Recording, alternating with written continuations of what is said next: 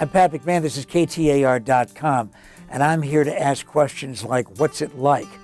And I'm asking this question today of Dr. Michael Christopher of St. Joseph's Hospital Emergency Room.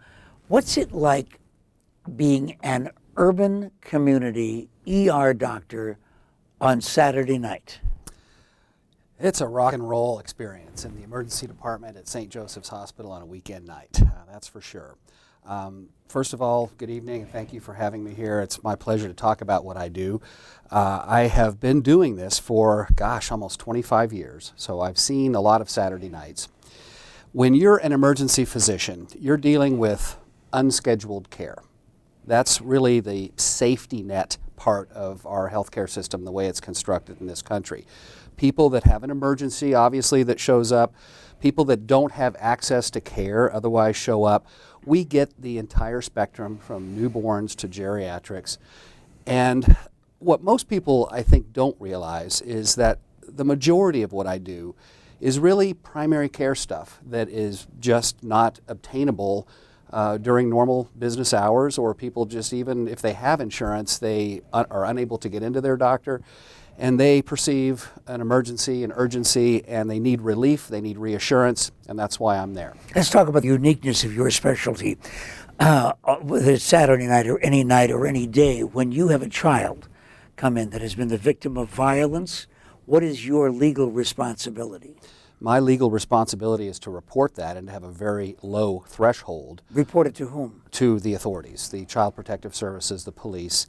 If there's any suspicion at all of child abuse or neglect, that is a no-brainer. That has to be, even if you just have a slight inkling that it may be there, it's better to be wrong, and allow someone that's trained in that arena to look further into the situation to make sure that that child is safe. But if you're wrong, you're not only wronging the child, but also the parents, the adults who brought that child in.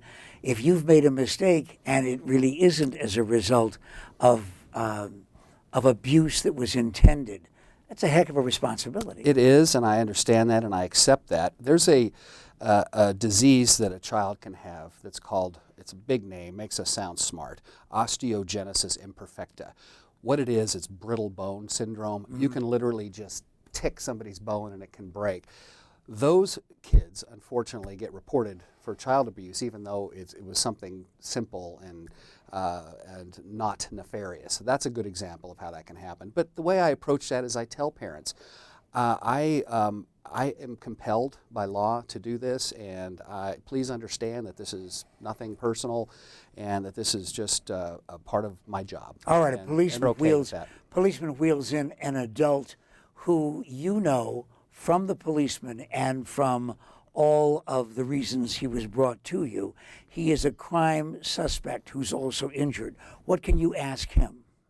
I can ask him whatever I need to ask him that's related to the medical problems. Within the law, you're allowed to ask him about possible involvement in a crime? Sure, if it's germane to what information that I need, as far as how many shots were fired, how far away were you from the gun, how big was the knife. I mean, I need to know these things for their own health care. But I approach everybody the same, whether they're in custody or whether they're just showing up, the soft underbelly of society as we see all the time, struggling, the street people, everybody is just the same. And when you approach individuals that way, we're all jerks on this bus. That's the way that I connect as a human with people, and just get to the bottom line of why they're there, the health care that they need, what I can do for them, and move on to the next case. And finally, do you automatically use the same measures for someone brought to you that's the killer as you would for the victim? It has to be the same, Pat. You just can't differentiate. We all have our own biases. We're human. But that can't come forward. That just has to be, when I put that white coat on, even though I don't wear a white coat because it's so darn hot here that would be too uncomfortable.